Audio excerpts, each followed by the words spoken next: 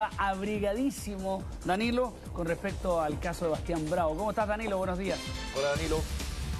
Hola Rafa, muy buenos días. Así es, porque este 18 de julio se inicia un juicio muy esperado. El juicio de los padres de Bastián Bravo. Es Iván Bravo quien arriesga 6 años de cárcel y Mireya Sepúlveda, la que está arriesgando 11 años de presidio por los cargos de abuso sexual y almacenamiento y producción de pornografía infantil. Nosotros conversamos con los abogados de los padres de Bastián Bravo y nos entregan los argumentos de lo que ellos dicen. Ellos deberían resultar inocentes de los cargos que se le imputan. Revisamos todos los detalles en la siguiente nota.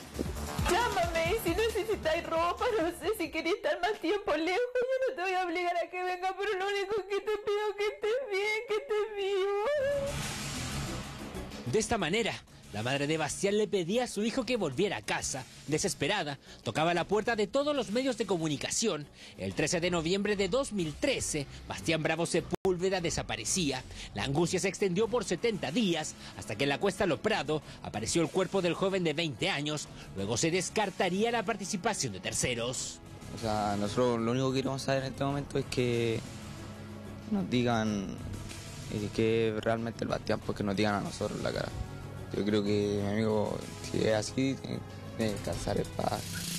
Pero lo que marcó este caso fue el vuelco que dio a poco más de una semana desde que desapareciera Chulito, como le decían sus amigos. Sus padres eran detenidos luego de que tras periciar un computador se le acusara de producción y almacenamiento de material pornográfico, tanto a Iván Bravo como a Mireya Sepúlveda. Esto ya que se encontraron fotografías de la hija menor del matrimonio en situaciones que para el Ministerio Público son blanco de investigación.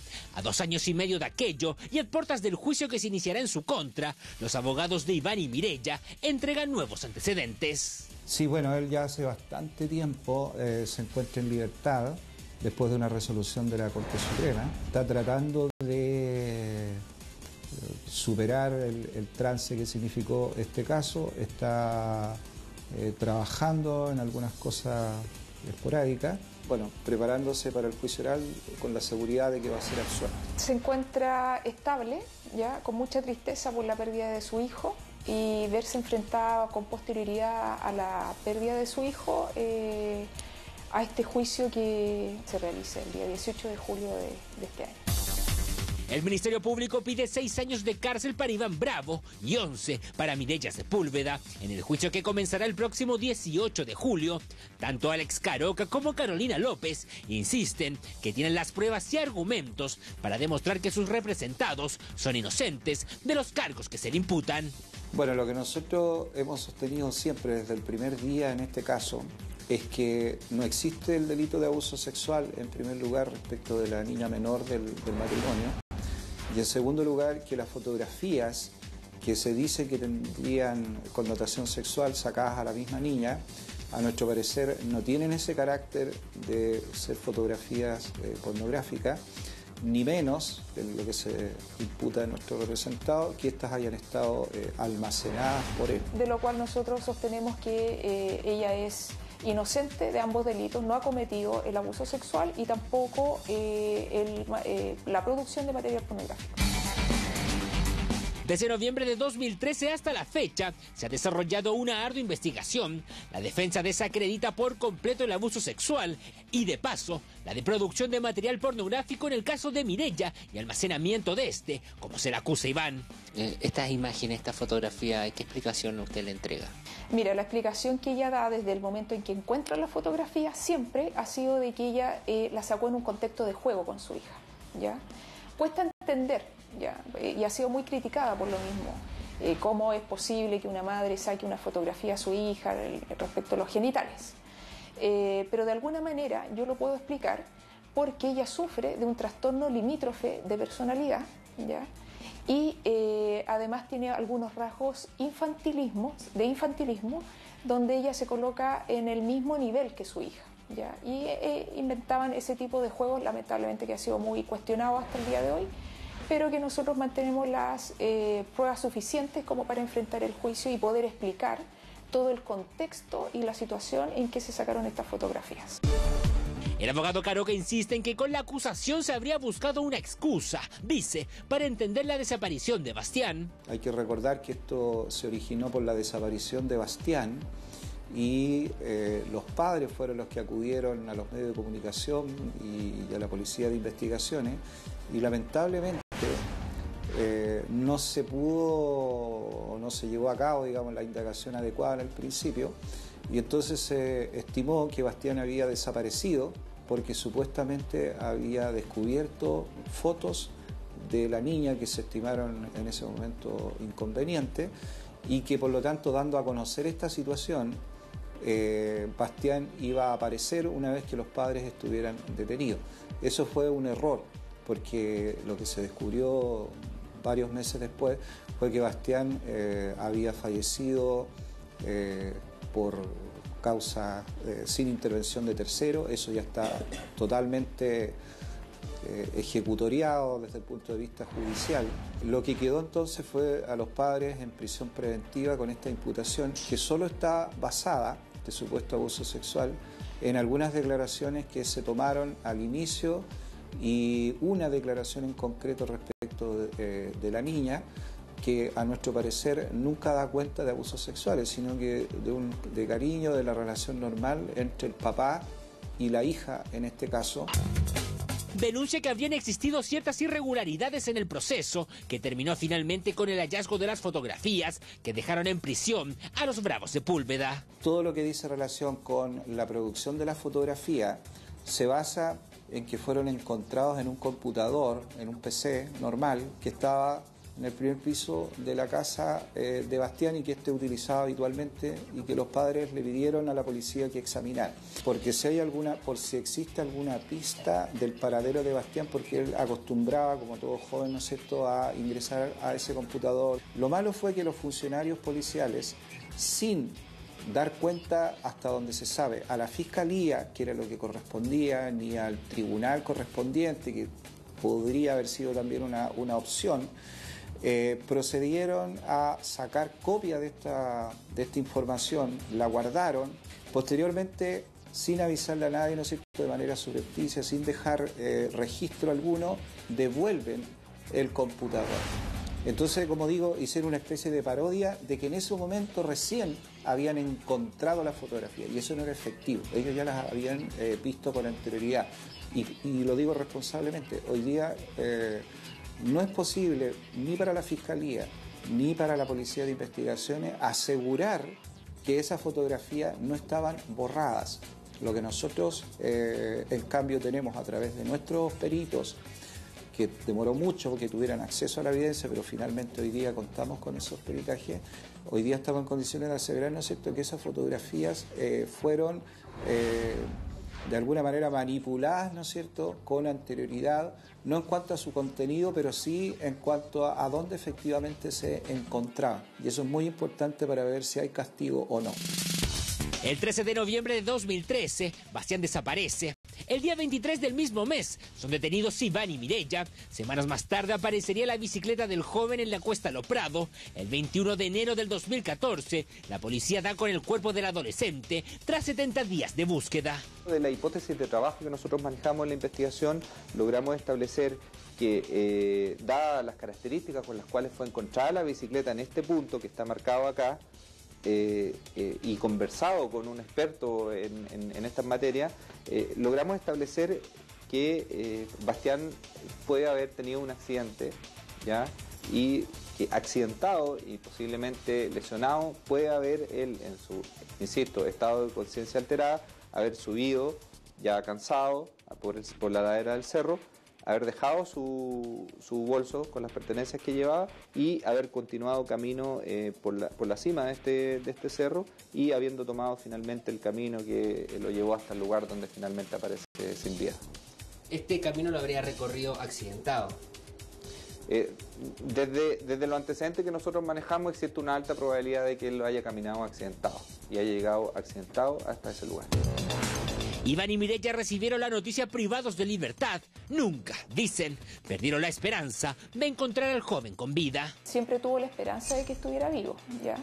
Lamentablemente, como él tenía un problema de drogadicción que no se ha comentado mucho, él pierde la vida de manera, eso está totalmente acreditado, que la muerte de él es producto o de un accidente o se suicidó, ¿ya? Esperamos hasta el último momento en que, teniendo la esperanza de que él estuviera con vida, lamentablemente no, ella se encontraba privada de libertad mientras se da esta noticia. Y está muy mal, porque estuvo en ese momento estaba en la cárcel de la penitenciaría, perdón, en la cárcel de mujeres de San Miguel, separada del resto de la población penal, pero muy triste, y lo que provocó algunas diferencias con las internas, y con posterioridad la tuvimos que cambiar al Centro Penitenciario Femenino de San Joaquín. Producto de las informaciones que salían en los medios, ¿eso provocó este problema dentro? Sí, ella se vio atacada por otra interna y lamentablemente están en un lugar muy reducido y mantenía algunas diferencias con alguna de ellas que en algún momento fue atacada físicamente.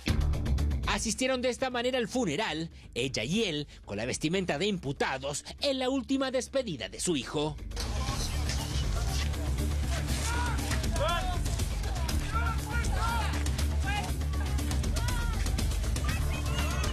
Bueno, la verdad es que yo estuve ahí y fueron escenas de mucho dolor y yo creo que la familia y los amigos de Bastián no tuvieron ninguna duda sobre la falta de participación de los padres en el fallecimiento. Por lo tanto, lo que yo vi fueron escenas de compartir ese dolor, salvo una persona a la cual se le dio mucha cobertura mediática que hizo un pequeño show en contrario, pero como digo, fueron momentos bastante duros desde el punto de vista familiar. Luego de estos hechos, en marzo de 2014, durante una semana recuperaron su libertad, pero esta fue revocada. Ocurrió el día en que visitaron a Bastián en el cementerio y posteriormente se presentaron voluntariamente en el centro de justicia. Fue esta semana que estuvieron en libertad. ¿Pudieron tener acceso a...? Una pesadilla que nunca termina. ¿Por qué una pesadilla? ¿Qué es lo que esperan ustedes, Mireya, ahora? La verdad. ¿Y cuál es la verdad según ustedes? Que somos buenos padres. Nosotros amamos a nuestro hijo, no sé, buscamos, nosotros entregamos. Somos inocentes. ¿Sentían que esto podía pasar, por eso fueron al cementerio? Capaz, lo presentíamos, no sé. Queríamos ver a nuestro hijo ya que no lo pudimos despedir. Hubo como una línea en ese sentido y nosotros queríamos aclarar que Bastián tenía un problema de droga grave, ya que los padres no manejaban completamente, y a eso, adicional de que ella tiene un trastorno limítrofe de personalidad, alcoholismo en ese momento, no tratado, y con problemas con su cónyuge, y bueno, en este ambiente estaba la niña en ese momento.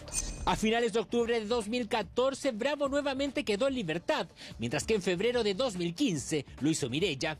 Su abogada afirma que ella tiene un trastorno de personalidad, lo que condicionaría el proceso judicial y, de paso, explicaría una serie de situaciones en su actuar. Lo que pasa es que ella, para el código, hay ciertas enfermedades que son consideradas inimputables, ¿ya? Una de ellas, por ejemplo, es la esquizofrenia.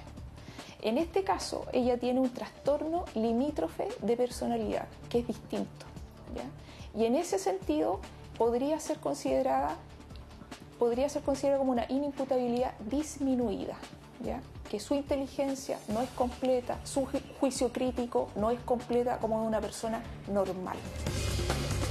Un perfil complejo según revelan, recordados son los posteos en redes sociales, en los que Mireya se hacía llamar bajo el nombre de Magnolia. Así también resultaban singulares ciertos ademanes que evidenciaba en las diversas entrevistas otorgadas a los medios de comunicación. Eso es producto de su trastorno de la personalidad. Por ejemplo, también cuando ella sale de la cárcel de mujeres, donde a ustedes les tira piedra. Ese es un tipo de reacciones que tienen este tipo de enfermedades. ¿Ya? Que ella tiene pocas herramientas como para defenderse, exagera algunas cosas, otras no, ¿ya? Entonces también la manera de jugar con su hija tiene alguna explicación desde ese punto de vista por la enfermedad que ella tiene.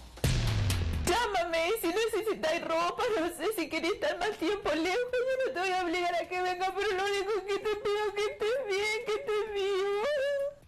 Yo creo que eso es el mejor reflejo de lo que podemos demostrar de su estructura de personalidad. ¿Ya? Tiene pocas herramientas para defenderse, exagera alguna...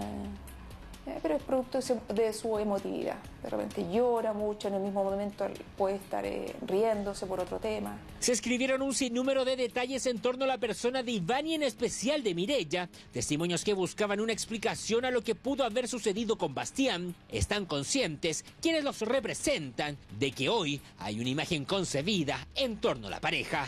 Podría haber sido eso la causa. Lo que provocó.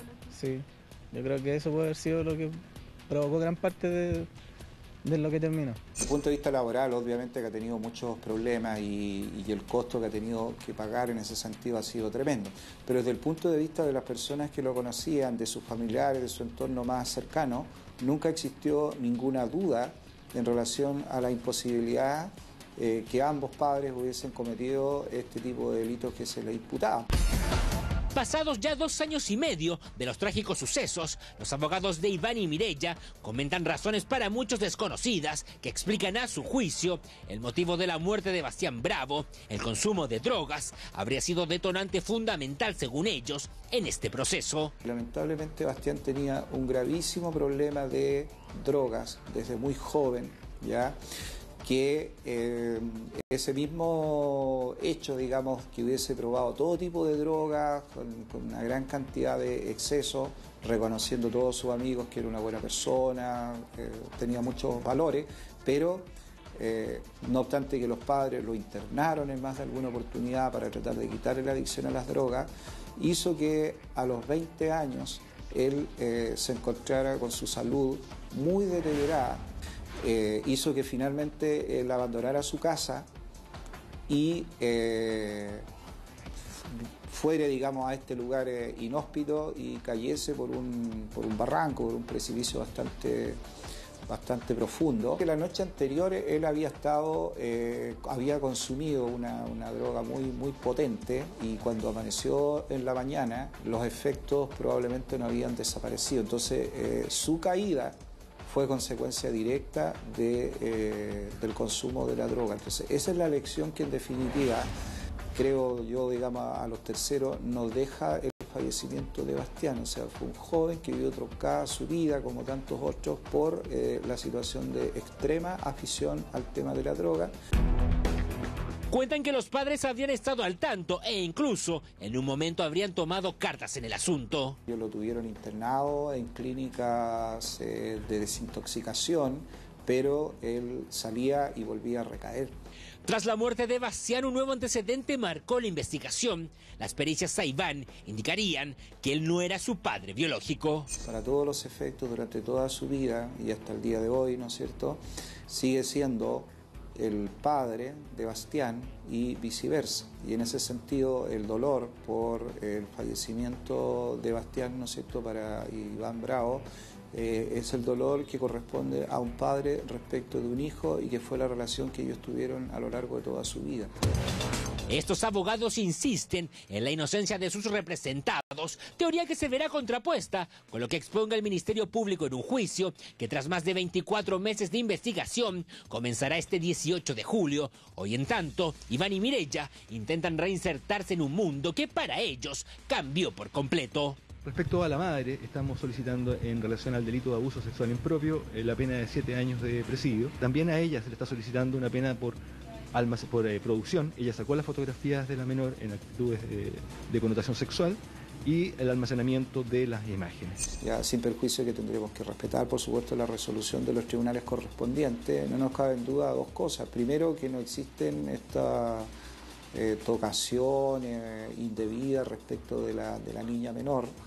Y en segundo lugar, que esas fotografías, con todos los problemas que se produjeron durante su indagación, que le restan validez, pero desde mi punto de vista, de lo personal, con profunda convicción, como digo, evidentemente que no tienen carácter de pornografía, y siendo así, evidentemente que ambos, pero particularmente lo que me corresponde a mí, Iván Bravo, es absoluta y totalmente inocente. Para que sea considerada pornografía infantil, tiene que estar la fotografía acompañada de ciertos elementos, ¿ya? Que, por ejemplo, busquen la excitación sexual del sujeto activo, el lucro, ¿ya? La cantidad de fotografías.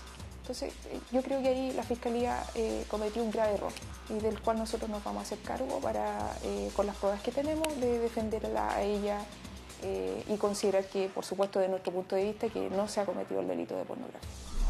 Quedan pocos días para que los padres de Bastián vuelvan a encontrarse cara a cara con los tribunales, en una cita que se espera dura al menos un par de semanas. A 2 años y medio de su muerte, llegó el momento de saber qué es lo que dice finalmente la justicia. Un caso que conmocionó al país y que sigue generando lamentablemente noticias, porque ahora escuchábamos los argumentos de los abogados de los padres de Bastián Bravo, que aducen, como se está haciendo tradición en estos días, Danilo Villegas tiene más información, aducen problemas psiquiátricos. Usted tiene el detalle con respecto a lo que se dice específicamente de la señora Mireya Sepúlveda. Así es, Rafa. Bueno, el abogado Alex Caroca nos dice que sobre el cargo de abuso sexual eso no ha podido ser acreditado, que eso no existe, y sobre estas fotografías, que fue finalmente lo que provocó el vuelco en el caso luego de la desaparición de Bastián Bravo, e insisten en que no tienen la connotación de pornografía como el Ministerio Público dice. La teoría principal aquí que nos habla la abogada Carolina López es que Mireya Sepúlveda tendría un trastorno de personalidad. Esto hace que ella se igualúe a la personalidad de su hija y estas fotos la tomara como un juego con la pequeña. Por lo mismo, finalmente, una vez que estas fotografías son sacadas e incluso pudieron haber sido borradas del computador. Y aquí denuncian que la Policía de Investigaciones, según el abogado Alex Caroca, habría roto lo que se denomina la cadena de custodia. Eso quiere decir que finalmente no se hizo un registro de lo que había en el computador antes de ser retirado de la casa, que la misma familia le ofreció para ver si había alguna pista para encontrar a Bastián. Pero Danilo, perdona que te haga esta pregunta un tanto curiosa, ¿no? Es que uno está un poco acostumbrado a través de los años, viendo casos policiales, a encontrar reacciones, comillas, histéricas, o más bien fuera de control, de personas que no saben cómo responder frente a una situación que las sobrepasa, y son muy semejantes a las que se vio en el caso de esta señora. Y efectivamente las fotos que tú mencionas fueron tomadas en movimiento, como dice el abogado. Entonces uno piensa de que es un juego, como también lo dice el abogado, que no se buscó posiciones de las niñitas, y uno tiende a pensar de que hay algo fuera de lo común, a lo menos, o no intencional, para dejarlo más claro.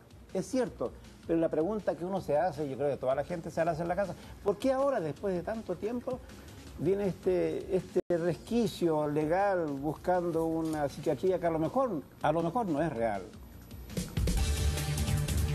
Bueno, recordemos que esto comienza en noviembre del 2013, han sido 2 años y medio de investigación, insisten en que no ha sido mucho lo que ha hablado la defensa de Mireya ni de Iván Bravo.